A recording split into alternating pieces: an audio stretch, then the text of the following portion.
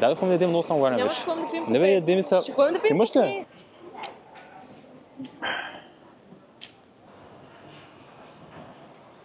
Добре дошли в града на любовта, Париж.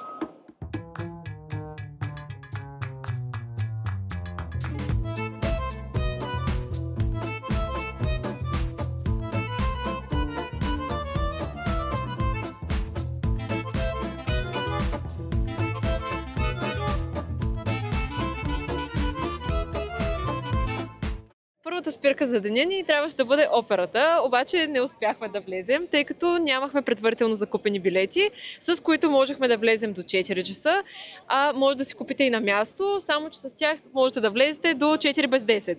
И ние отидахме там в 4 без 3. И нямахме закупени предварително билети, така че не влязохме. Затова сега се качихме на галерия Лафайет, да видим Айфелата кула, която вече почти се вижда, при малко още не се виждаше. И тук имаме панорамна гледка над града.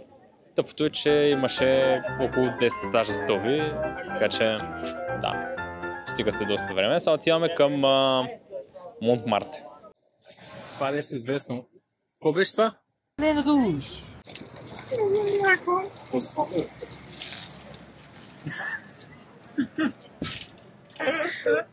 Чашка тиква с черна пата.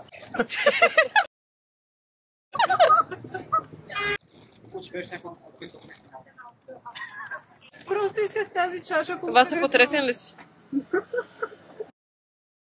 Нямаш какво да кажеш. Няма какво да кажеш. За 15 евро.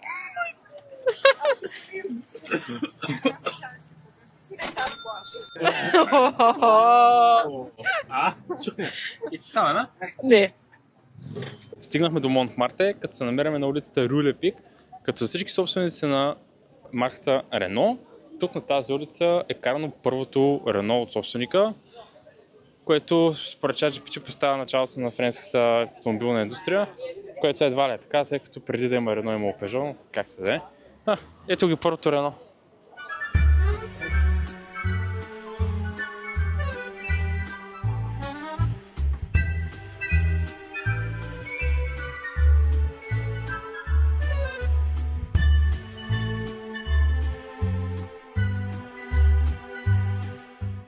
Това не е ли дето си пи кафето Емили в Париж?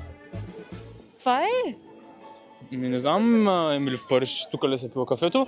По принцип, това е едно от най-старите кафета в Монтмарте, La Moisson Rose. И преди Емили в Париж да си пие тук кафето, Ван Гог се пива тук кафето.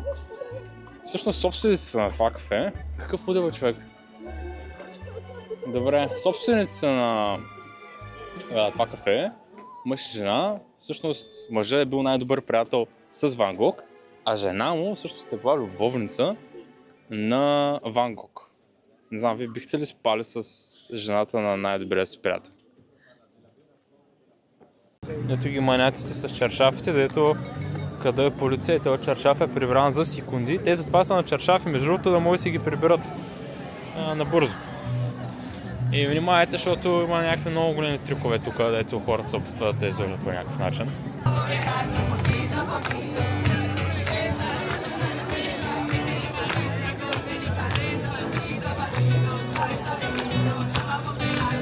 Разходката ни в Монтмарте преминава и през катедрала Сакре Кьор, като Катето в момента ни каза, че се е вярвало, че тук реално се пази част от сърцето на Исус Христос. Глада ни отведе в Криспи Крим, не знам как се произнася правилно. Като цяло беше доста късно и имаше 3 вида. Но си взехме един с шоколад, един с ябълка и един с канела. Като цяло бяха бейсик, но просто бяхме супер гладни.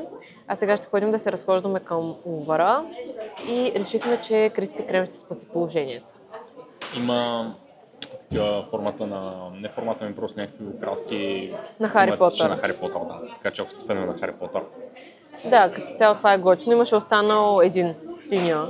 От него имаше подозрително много и затова решихме да не взимаме.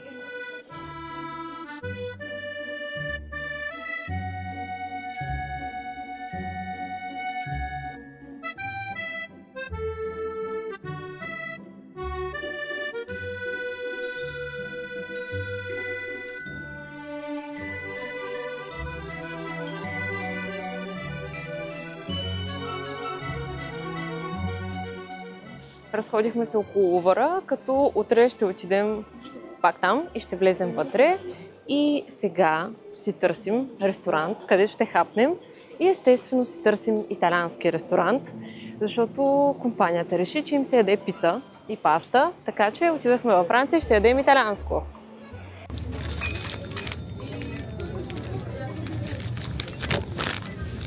Ай, сега ги остави.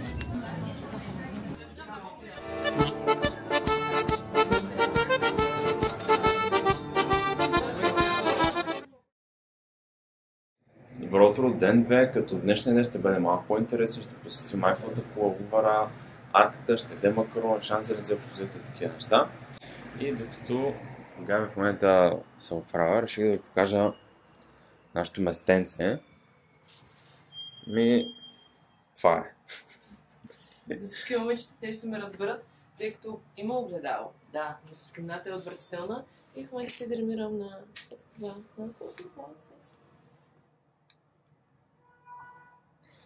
Общо взето беше ми излязло, че септември месец е ефтино в Париж. Сега в момента или не е септември, или не сме в Париж, защото как не беше ефтино. Това нещо ни излезе 300 лева штуката.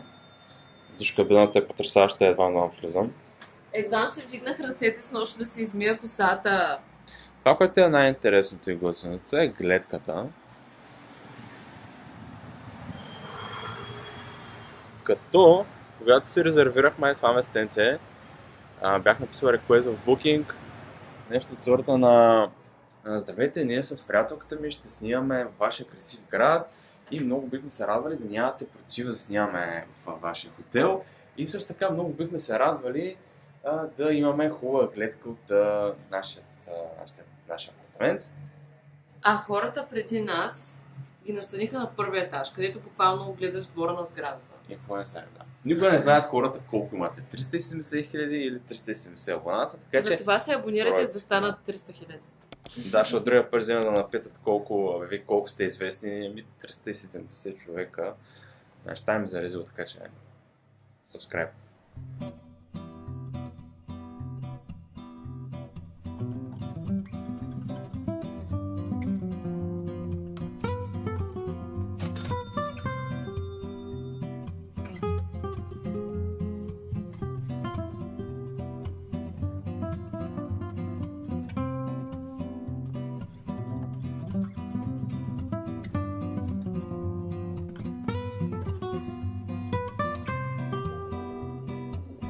На къде тръгваме? Монализа да се... Вече влязахме в Лувъра. И нещо, което мога да ви кажа е да си вземете предварително билети. Ние си взехме билети за 10 часа.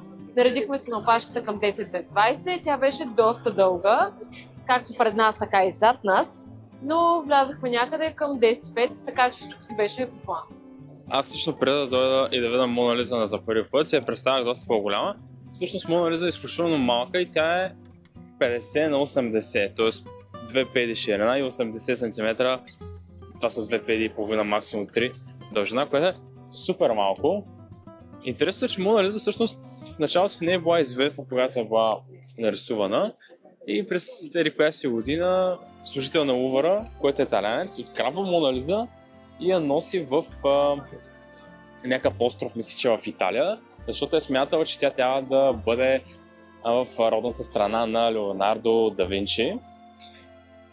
И след това, 2 години по-късно, картината се връща в Лувъра и тогава тя става най-известната картина в цял свят. А тук, среща нея, имаме нещо, което за мен лично е доста по-красиво и мащабно. Това всъщност е сватбата в Кана и представлява всъщност една библейска сцена, в която Исус Христос превръща от водата в вино.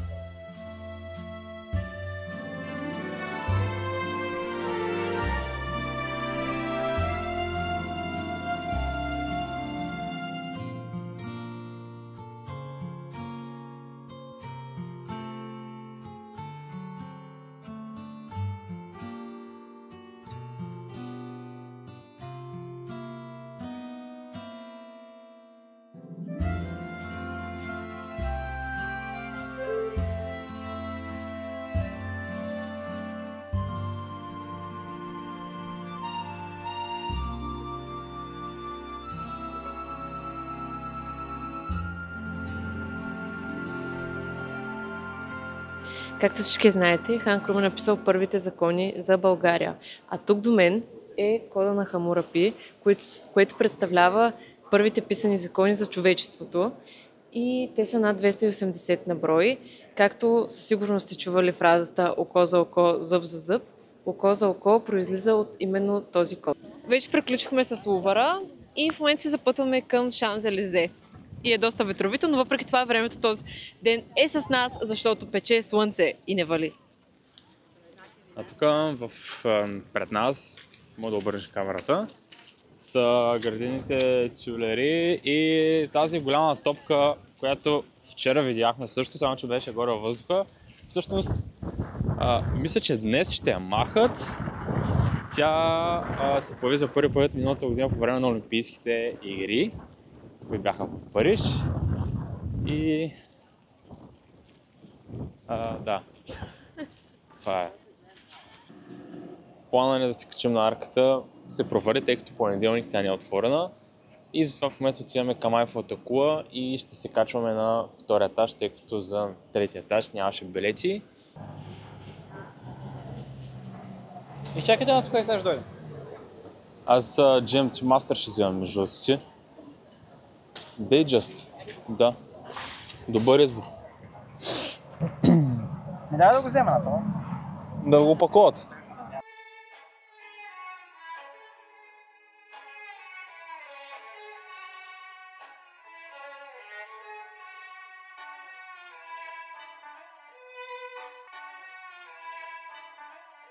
Сърцето ме заболява. Искам да ви представя макарони. 8 броя за 26 евро. 52 лева за 8 макарона. Те са такива.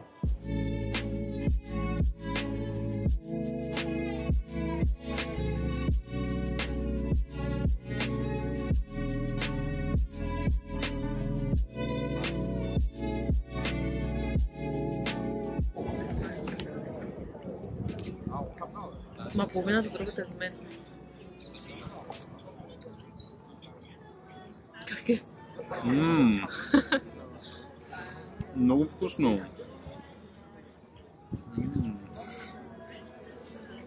Много е добро.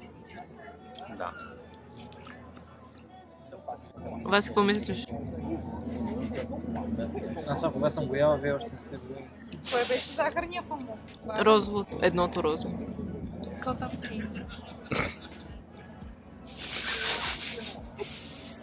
И аз към розово. Нашата е малина. Да? Хубаво ли е, Кате? Да. Да, между другото.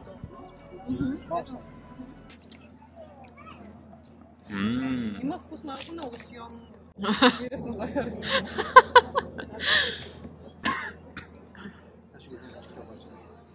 Аз те пърни сме на една хапка. На една хапка. Много яко това. Това с малините е брутално. Да, смелините е добро. Само то мяза нещо. Така да е. Много си вкусно.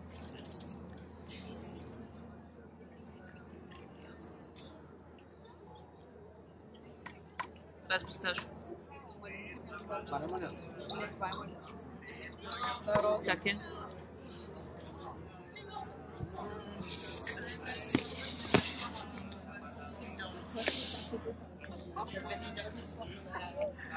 Вас какво има? Ела в пакета.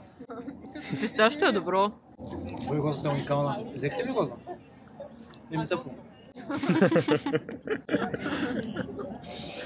Това какво е? Солен карамел. Ако... Между това е добро. Уникално. Не. Бейс. Началото ми беше вкусно, после... Много е добро. Добре. Значи малината и соления карамел са топ. Следващото. Това е с Оранжево. маракуя. Малко по-бавно, беби. Пешна фрут. 10 минути ще ядем 5 макарона. Аз...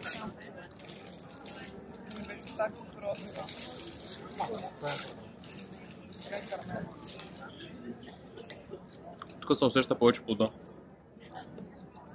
Махмериш.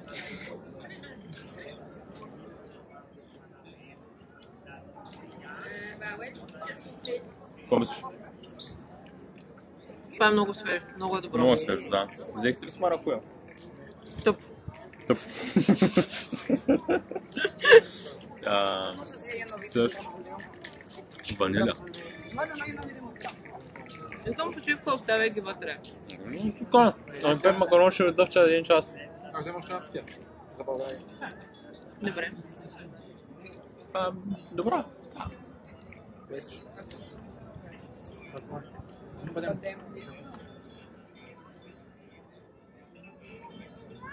След маракуята направо не мога да го усетя, беше брутално. Също.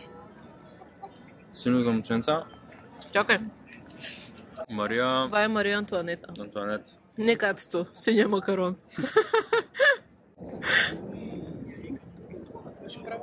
Искам вода. Няма. На какво има вкус? Те всички са ми еднакви вече, да, и яш. Бе, че не си ценител на изкуството. Какво е изкуство макарони? Това е сладкарство. Не, тук не месо. Там не е паржола, да. Сметато хитро само. Това е малко странно. Има вкус на оцветено. Оцетителен, не? Консерванти, оцетителен. Не, малко е странно, има вкус картофено на шесте. сапун.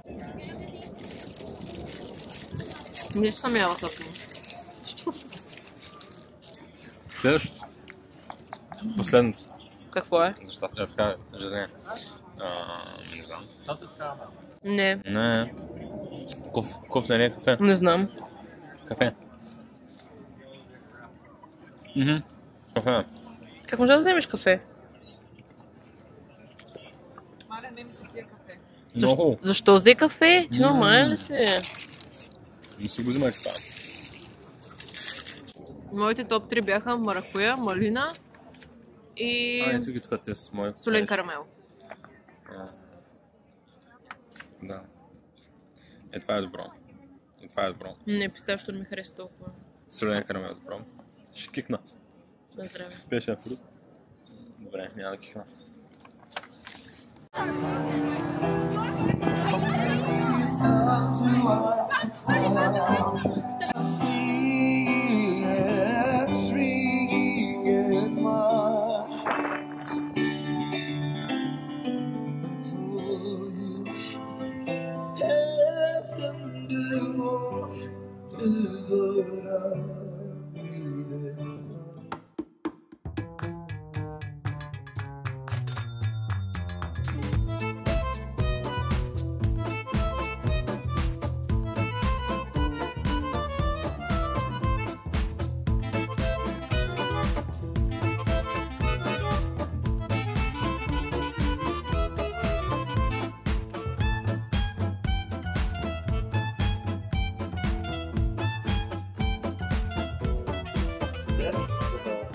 Апдейт за деня ни.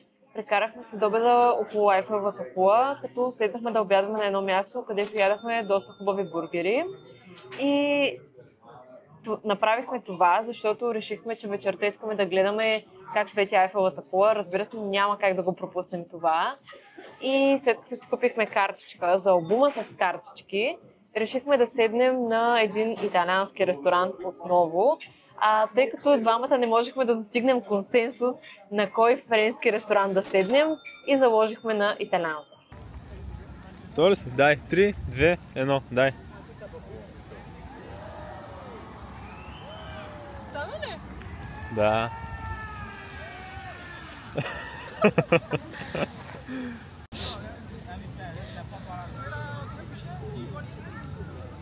Разплакахме се, защото Айфеловата кула почна да бляска.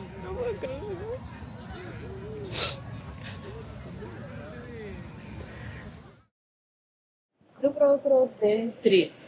И си нося, взех си пено шоколад, нещо си като круасан квадратен с шоколад. И отиваме към Диснейленд. Днес цял ден сме в Диснейленд. Личи си, че е бил сервитьор, виж как носи кафетите. 3 години Аз съм също не мога. Да, и сега при малко с нея си говорихме за една интересна история с нашия хотел. Буквално 2 дена преди да го запазя, беше ми излязъл един много известен TikTok. Може би някои от вас са го гледали. как две момичета в Париж се оплакват от техния хотел, че има дървеници. Знаете, преди няколко години в Париж... Слушай, бе, нали го говорихме това? В Париж имаше пандемия от дървеници преди няколко години, но тогава всичко беше наред. И излезме този TikTok, без да погледна коментари за кой хотел става въпрос. На следващия ден там запазвам вече нашия хотел и след няколко дена сестра ми праща някакъв TikTok, за същия TikTok, само че тя е прочела коментарите и видяла, че съм става въпрос за Ест хотел, нещо от сорта. И вика, това не е ли вашия хотел? И аз, нали, първоначално викам, да, това е нашия хотел. И се филмирам вече, започвам да търся някакви други варианти, но вече сме платили. То нямаше вариант, нали, да спим някъде другаде. Имаше, но, нали, викам, ще го някакъв спрелко, ще купим, ще пръскаме там. И после се каза, че всъщност става въпрос за СТ хотел, а нашия хотел е Ест хотел. И се спасихме. И нямаме дървеници, това е полуката от цялата история. Общо взето хотелчето не е чистичко е. Леглото е удобно, какво да го ти трябва. Само да банята е малка, ама за 10 пари толкова.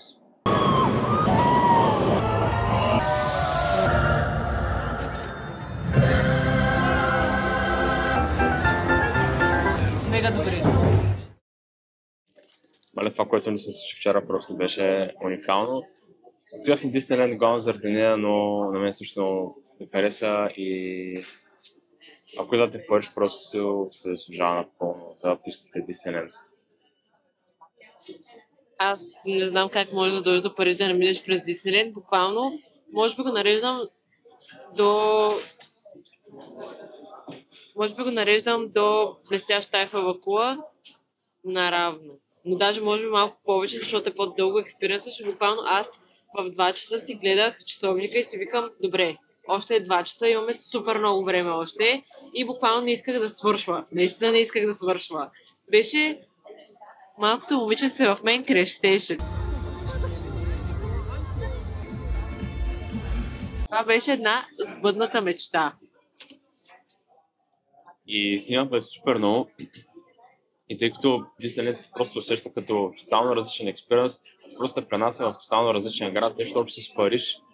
Всички там са щастливи и най-вероятно техничен моделен клип, който ще бъде единствено за Disneyland. Просто да се остане така отдалечен. Така че до няколко дена ще качим този клип. И на сега в момента сме седнахме на нашето любимо местенце. Кафе. Може, Лани, защото вчера пробвахме едно от друго и просто не беше това. Разбираш, просто не беше това. И сме се взели така, нещо, за което главно исках да дойдеш. Круасан с малини. Вече сме в Люксембургските градини и не сме в Люксембург, а все още сме си в Париж. Тези градини са много готини, защото са страшно големи и няма толкова много хора и е начин, по който може да избягате от тълпите в Париж. Също така мога да ви предадат едно усещане, че се намирате в Италия, тъй като както градините, така и замъка зад мен е създаден от Мария Медичи, кралицата от 17 век, нещо от сорта. Нещо, което е по-важно от това, че тези градини са били създадени от Медичи, е, че Емили в Париж е бягала тук и е снимана в сериала точно в тези градини. Така че за феновете на Емили в Париж, тези градини вече ще са ви познати, когато ги видите. Също така и апартамента, не че съм гледал, просто четах. Апартамента и ресторанта и офиса и всичките неща, които са се използвали да се снима Емили в Париж, са на около 50 минути пеша. Ние планирахме да отидем там. И двамата не сме такива големи фенове и ще ги пропуснем.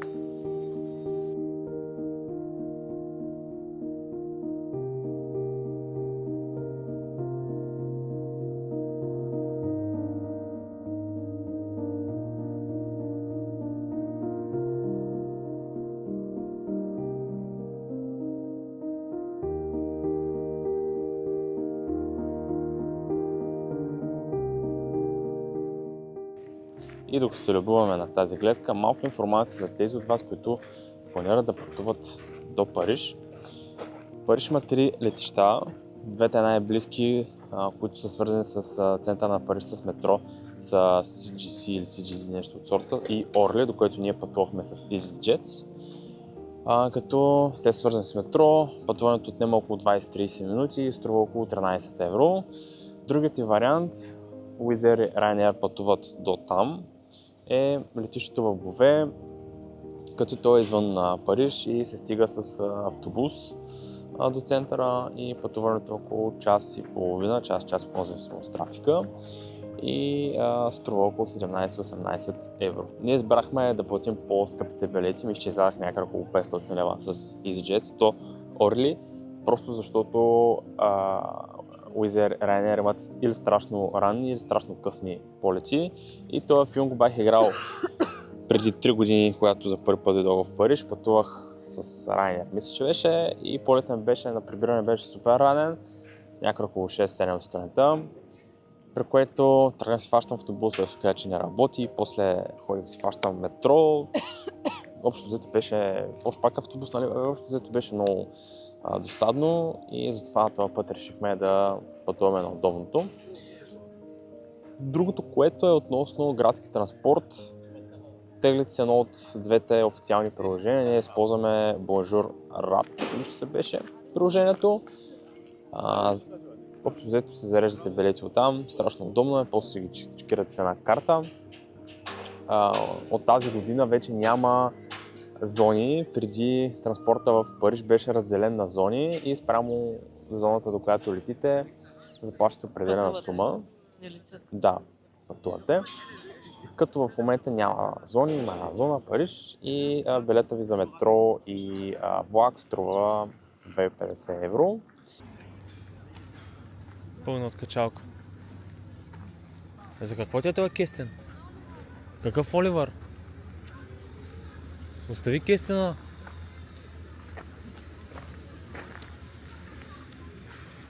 Кестен за Оливър. Обясни сега кой е Оливър, защо нямаш търпение да се превърна в София. Оливър е подълчето, което ще взимаме в утре. Не утре, събота. Утре. Баси кеф. Да, ще си вземем пудел на 3 месеца, даже няма 3 месеца. Така че скоро ще го видите и тук, а преди това може да го видите в TikTok. Още преди да дойдем в Париж, разглеждах Google Maps, нали, къде ще ходим и така нататък. И нещо, което ме направи впечатление, че където да живееш, нали, освен от някакви супер крайни квартали, имаш около 5-10 минути пешеходно разстояние от някакъв парк, което е супер яко. Сега в момента гледам апартаменти в София, кой квартал, нали, евентуално някой ден да си вземем апартамент и общо взето положението е в Мърдова долина пътчета няма. Манастирски единствената зелена площ е ливадата, която скоро ще стане сграда. Общо взето положението е много зле, но тук е топ. Само ако нямаше и нелегални мигранти, просто